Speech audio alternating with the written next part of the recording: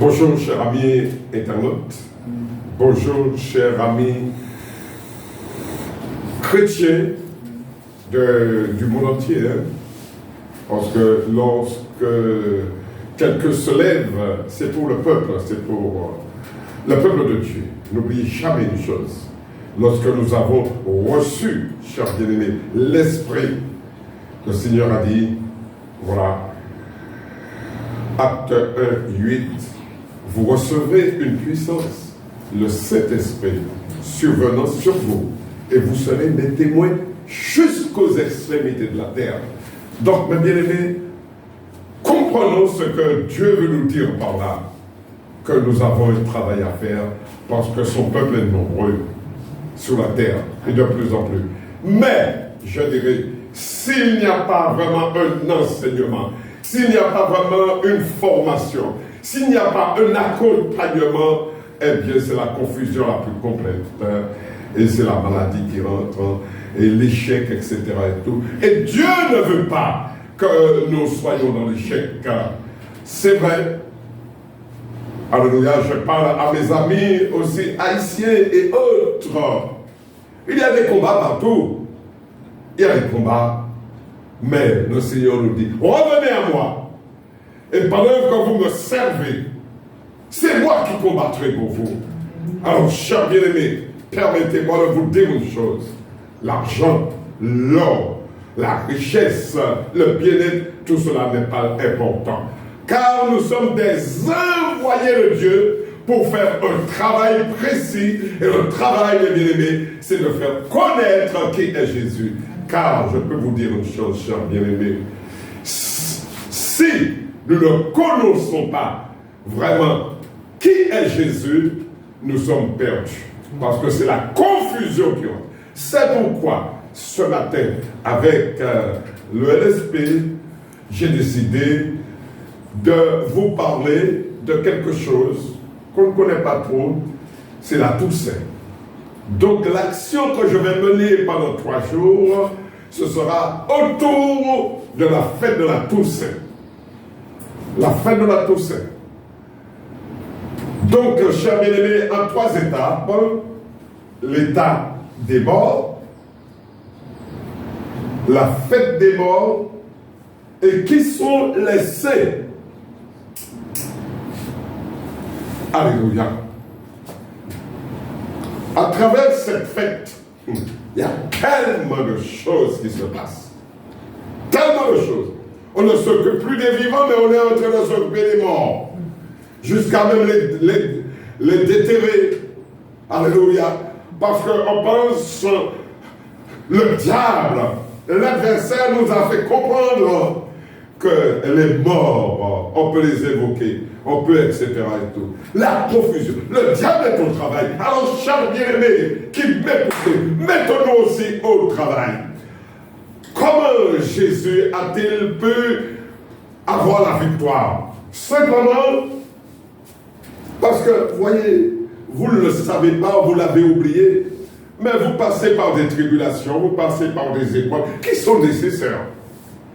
Parce que le Seigneur dit que vous ne pouvez pas grandir, vous ne pouvez pas être fort si vous n'avez pas traversé vraiment les moments difficiles.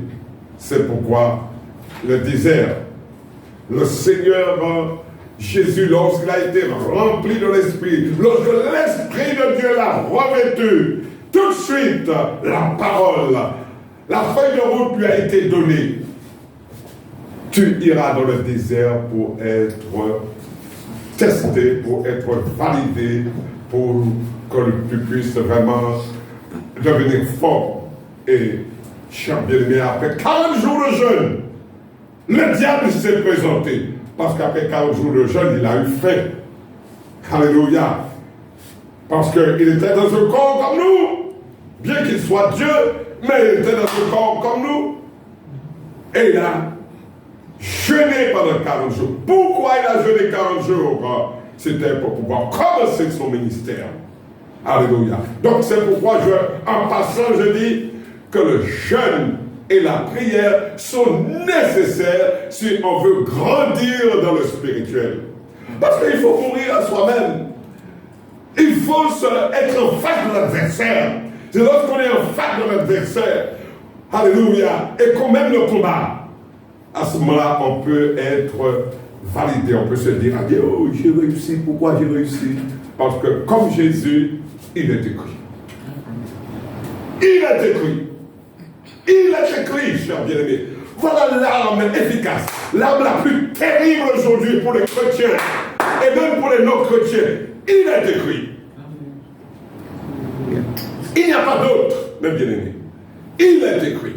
La parole, la puissance de la parole, le son de la parole, le vécu de la parole, la mise en pratique de la parole, nous donne la victoire et fait de nous des êtres tout à fait nouveaux sur cette terre-là. Et c'est pourquoi le monde, alléluia, qui connaît ça, qui a lu cela, mais qui ne peut pas le mettre en pratique, quand dit le monde dit, la création attend avec un ardent désir la révélation des fils de Dieu. Tu ne peux pas être fils de Dieu, tu ne peux pas avoir cette carrure, alléluia, de serviteur de Christ, si tu ne mets pas en pratique la parole de Dieu. Il est écrit, ne vous bornez pas à entendre la parole, mais mettez la parole en pratique. Il est écrit. Alors, chers bien-aimés, satellite, j'ai fait un petit dessin très simple pour montrer que toute notre vie est bâtie sur il est écrit. Ne faites absolument rien si vous n'avez pas consulté la parole de Dieu, la Bible. Tout votre cheminement se trouve dans la parole de Dieu. J'entends de plus en plus des philosophes, des gens qui ont fait un tas d'études, etc. et tout, et qui parlent la parole de Dieu, mais qui n'ont jamais vécu de la parole de Dieu. Restez simple. Jésus nous a donné l'exemple. Il était un homme simple.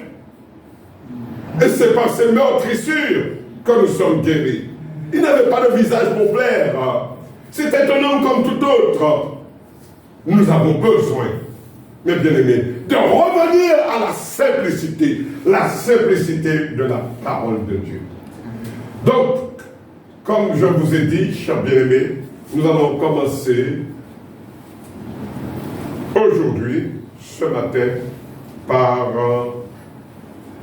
voilà la première action, l'état des morts.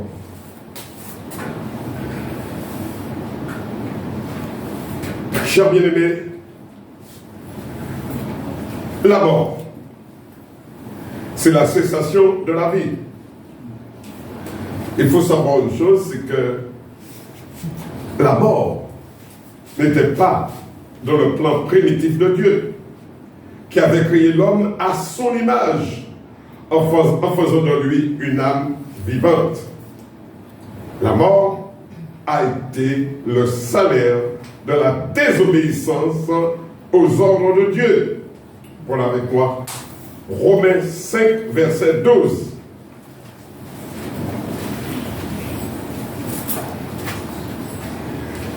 Romains 5, verset 12.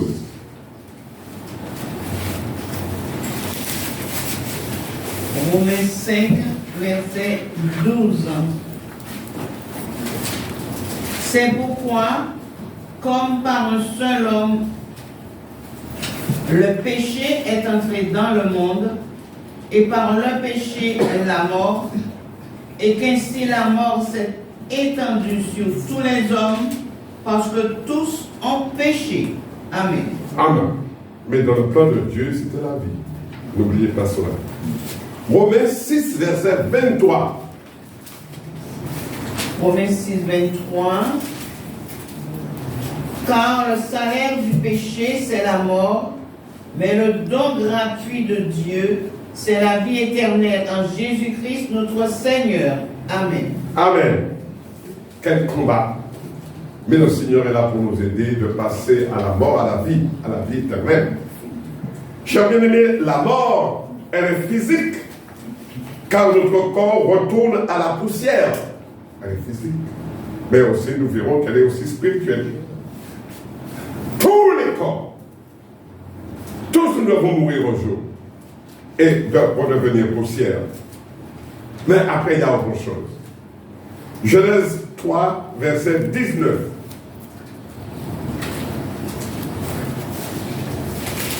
Genèse 3, 19. C'est à la sueur de ton visage que tu mangeras du pain jusqu'à ce que tu retournes dans la terre d'où tu as été pris, car tu es poussière et tu retourneras dans la poussière. Amen. Amen. Chers bien-aimés, que vous connaissiez Christ ou que vous ne le connaissiez pas, ça n'a aucune importance pour que vous sachiez aussi qu'il y a aussi la mort spirituelle et je dirais que c'est plus grave, la mort spirituelle.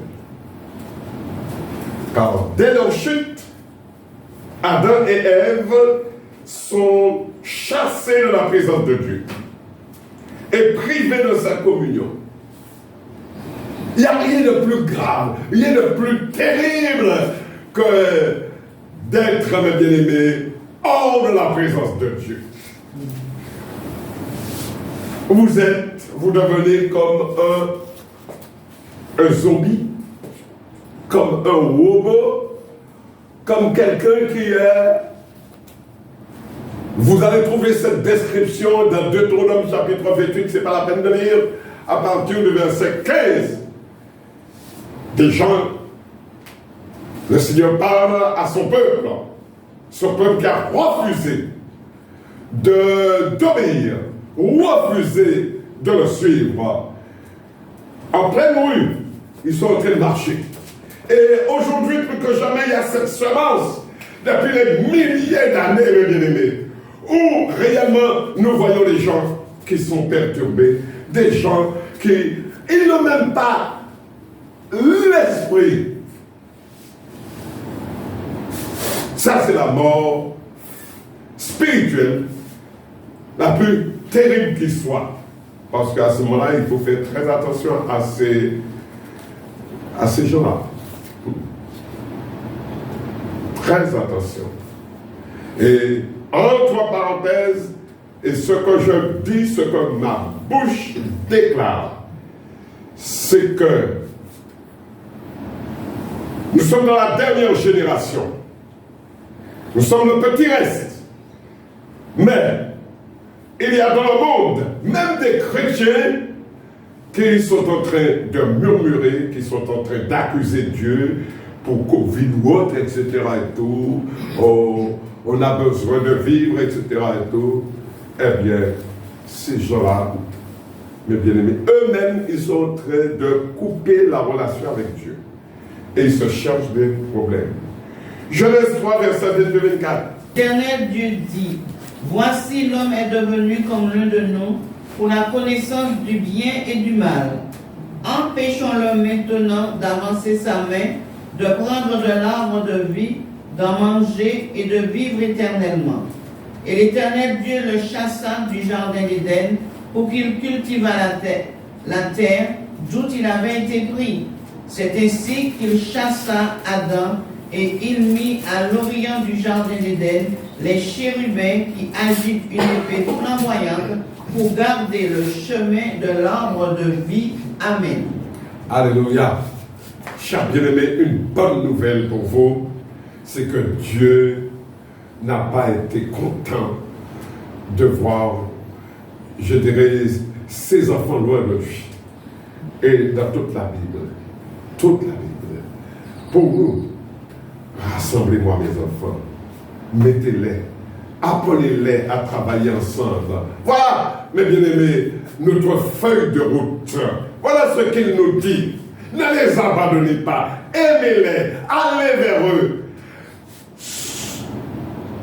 Extraction, enlevez-les de ce monde où il y a la malédiction. Parce que le péché, mes bien-aimés, conduit l'homme à la malédiction, à l'échec. Alors le Seigneur nous dit, prenez votre courage à deux mains. Alléluia. Voilà votre feuille de route. Sanctifiez-vous, préparez-vous. Ayez vraiment, cherchez la force et allez les chercher. Je suis avec vous. Le diable doit reculer lorsque l'enfant de Dieu se lève pour servir le Seigneur. Car tu n'es pas seul, mon frère. Tu n'es pas seul, ma soeur. J'ai mis des anges à côté de toi pour t'accompagner. Écoute-les, vois un peu. Suis-les. Chers bien-aimés, ce que nous recevons par rapport à la Toussaint, à cette fête-là, chers bien-aimés, c'est que nous devons nous poser des questions. Et nous allons nous poser ces questions-là. Ce sera le jour où on va se poser des questions par rapport à la mort. Parce qu'il y a trop de fables au sujet de la mort. Bougies, ciel, fleurs, ceci, cela, commémoration et tout. Alléluia. Est-ce que tout cela est-il dans la volonté de Dieu? Est-ce que cela est écrit dans le livre de vie? Ou on est au Seigneur, ou on ne l'est pas.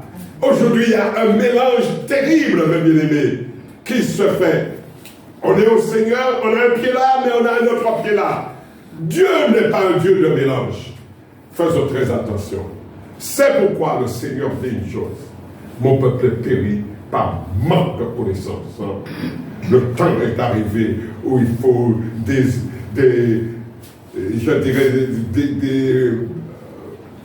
formateurs, des gens qui annoncent la parole de Dieu. Avec la Bible, il est écrit, mon peuple périt, est détruit parce qu'il lui manque la connaissance. Osée 4, verset 6. Lisez-moi cela, s'il vous plaît. Allez-y. Verset 6. Verset 6. Mon peuple est détruit parce qu'il lui manque la connaissance. Puisque tu as agi, puisque tu as rejeté la connaissance, je te rejetterai et tu seras dépouillé de mon sacerdoce. Puisque tu as oublié la loi de ton Dieu, j'oublierai aussi tes enfants. Amen. Alléluia. Et là, par le prophète Osée, le Seigneur, il voit vraiment la dureté de cœur de ses enfants. Alléluia. Et c'est pourquoi il va encore utiliser Osée et en parlant à ses enfants. Osée 4, verset 1 à 3. Osée 4, 1, 3. Écoutez la parole de l'Éternel, enfants d'Israël, car l'Éternel a un procès avec les habitants du pays. Écoutez bien. Parce qu'il n'y a point de vérité, point de miséricorde, point de connaissance de Dieu dans le pays. Il n'y a que parjure et mensonge, assassinat, vols et adultères. On use de violence, on commet meurtre sur meurtre. C'est pourquoi le pays sera dans le deuil. Tous ceux qui l'habitent seront languissants, et avec eux les bêtes des champs et les oiseaux du ciel. Même les poissons de la mer disparaîtront. Amen. Gloire à Dieu. Alléluia. Merci Seigneur. Chers bien-aimés, c'est clair. Hein? Alors, la question que je me poserai, alléluia, c'est vraiment la question de semence. Et après des milliers d'années où le Seigneur utilisait le prophète Osée pour parler à son peuple, aujourd'hui il y a quelque chose qui a changé. Il y a quelque chose qui a changé. Il y a quelque chose qui a changé. Et j'aimerais vous dire, chers bien-aimés, je lance vraiment un appel. C'est pour que quelqu'un puisse parler un petit peu de la semence. La semence, mes bien-aimés. Alléluia. Il y a un proverbe qui dit « Chien par la fait chatte ». Alléluia. Et c'est cette semence. Et nous, qui sommes éclairés, nous devrions nous poser la question.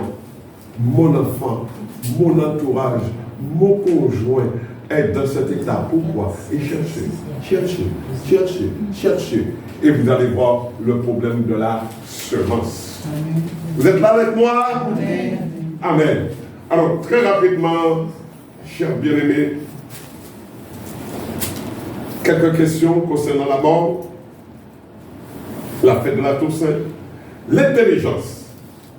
La pensée de l'homme s'exprime-t-elle après la mort? Répondez-moi. Non. D'accord. Psaume 146, verset 4. L'intelligence, la pensée de l'homme s'exprime-t-elle après la mort? Psaume 146, verset 4. Leur souffle s'en va, ils rentrent dans la terre, et ce même jour, leurs desseins périssent. Amen. Amen. Alors, que c'est une personne morte? Que c'est une personne morte? Car souvent, on consulte les morts, etc. et tout. La personne morte, etc. et tout, pourrie déjà, et tout. Elle va vous donner, écoutez-moi, Ecclésiaste 9, verset 5.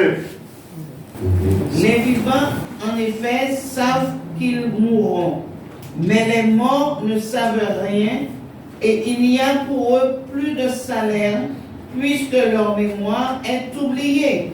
Amen. Alléluia. Chers bien-aimés, que de rêverie, que de vraiment de cinéma autour de la mort, chers bien-aimés. Alléluia. L'homme qui s'est appliqué à vivre une manière agréable à Dieu, l'homme qui a mis en pratique la parole de Dieu comme il pouvait, l'homme droit qui meurt, bénit-il le nom de l'Éternel dans le séjour des morts? Oui. Psaume 5, verset 6. Les insensés ne subsistent pas devant tes yeux. Tu hais tous ceux qui commettent l'iniquité. Amen. Alléluia. Psaume 88, verset 10-12. Psaume 88, verset 10-12. Mes yeux se consument dans la souffrance. Je t'invoque tous les jours, ô Éternel, j'étends vers toi mes mains. Est-ce pour les morts que tu fais des miracles? Les morts se lèvent-ils pour te louer? Parle-t-on de ta bonté dans le sépulcre, de ta fidélité dans la Bible? Tes prodiges sont-ils connus dans les ténèbres et ta justice dans la terre de l'oubli? Amen. Mais bien aimé, c'est lorsqu'on est vivant, lorsqu'on a la capacité de réfléchir, de prendre des décisions, qu'il faut servir le Seigneur. Et plus vous prenez de l'âge, plus, mes bien-aimés, il faut vous lever avec ce que vous avez. Mais servez l'Éternel, servez l'Éternel, servez l'Éternel. L'homme droit, le Seigneur dit, on va voir ça plus tard, heureux ceux qui meurent en Christ, parce que, etc. et tout. Rappelez-vous de Élisée, je crois, qu'on avait enterré et on a jeté un mort là où était Élisée. Là où il avait été enterré, c'était les eaux.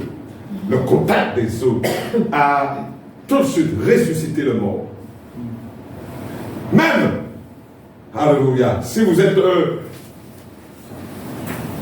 quelqu'un qui aimait le Seigneur, même étant mort, il y a une onction, c'est comme de la radioactivité, etc. et tout qui est là et qui agit. Chers bien-aimés, la dernière question, quelle est la condition de l'homme lorsqu'il est rentré dans la tombe?